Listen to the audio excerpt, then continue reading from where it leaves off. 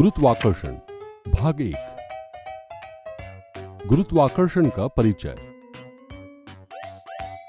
इस वीडियो में हम गुरुत्वाकर्षण बल यानी ग्रेविटेशनल फोर्स और अभिकेंद्र बल यानी सेंट्रीपिटल फोर्स के बारे में जानेंगे।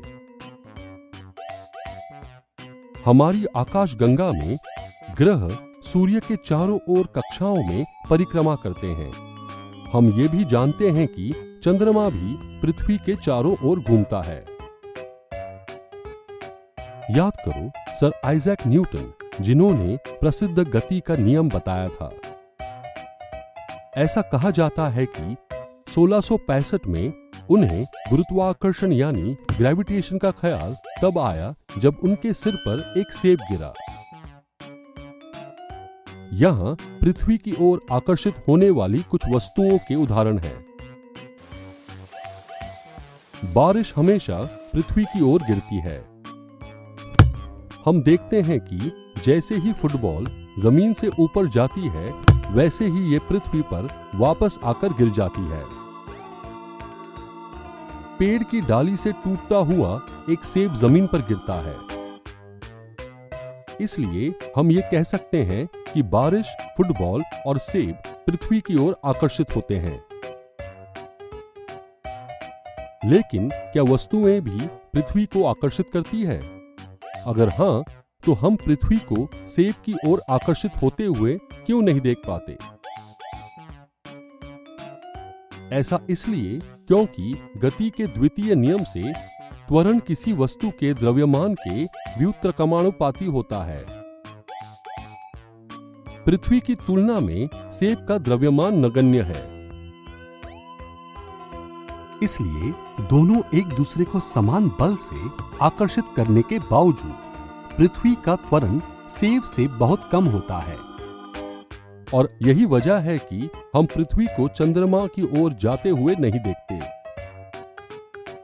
न्यूटन ने बताया कि सूर्य सभी ग्रहों को आकर्षित करता है और यही कारण है कि वे सभी ग्रह सूर्य के चारों ओर चक्कर लगाते हैं।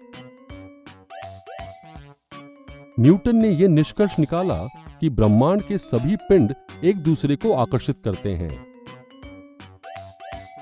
यह बल गुरुत्वाकर्षण बल है, जिससे सभी पिंड एक दूसरे की ओर आकर्षित होने लगते हैं।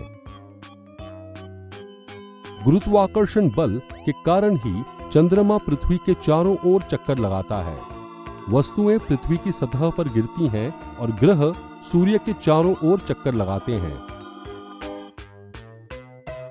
अब हम अभिकेंद्र बल को समझने की कोशिश करते हैं। इसे समझने के लिए हम एक क्रियाकलाप करते हैं। एक धागे का टुकड़ा लो और इसके एक किनारे पर एक छोटा पत्थर बांध लो।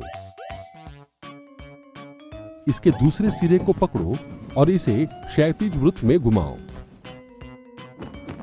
पत्थर की गति को ध्यान से देखो। अब इस धागे को छोड़ दो, लेकिन पहले देख लेना कि कोई तुम्हारे आसपास खड़ा ना हो।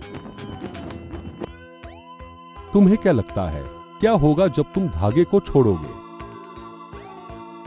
अब समझते हैं कि क्या हुआ। धागा छोड़ने से पहले पत्थर एक वृत्ताकार पथ पर एक निश्चित चाल से घूमता है और हर बिंदु पर पत्थर अपनी दिशा बदलता है।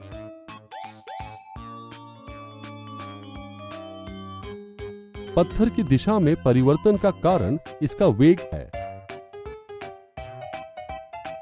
वो बल जो इसके त्वरण को बनाए रखता है और जो पत्थर को वृत्ताकार पथ पर गतिशील बनाए रखता है, वो बल केंद्र की ओर लगता है। ये परिणामी बल जो वस्तु के वृत्ताकार पथ में गतिशील रखता है तथा वस्तु के घूर्णन के केंद्र की ओर लगता है, ये बल अभिकेंद्र बल कहलाता है। यदि कोई अभिकेंद्र बल ना हो तो पत्थर वृत्ताकार पथ पर स्पर्श रेखा बनाते हुए सीधी रेखा में उड़ने लगेगा। पृथ्वी के चारों ओर चंद्रमा का चक्कर लगाना भी अभिकेंद्र बल के उदाहरणों में से एक है। पृथ्वी के गुरुत्वाकर्षण से मिलने वाले अभिकेंद्र बल के कारण चंद्रमा पृथ्वी के चारों ओर परिक्रमा करता है। यदि अभिकेंद्र बल न हो तो चंद्रमा एक समान गति से सरल रेखीय पथ पर चलता रहेगा।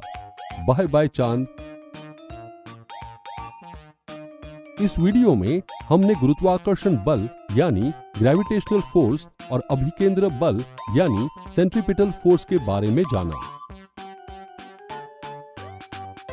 अगले वीडियो में हम गुरुत्वाकर्षण के सार्वत्रिक नियम के बारे में जानेंगे।